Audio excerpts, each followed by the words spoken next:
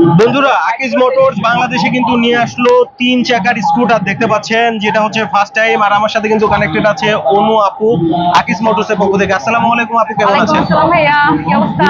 আচ্ছা, আলহামদুলিল্লাহ অনেক ভালো আছে। আপু, এটা কি স্কুটার যদি একটু জানান। অ্যাকচুয়ালি আমাদের এই মডেলটার নাম হচ্ছে বন্ধু।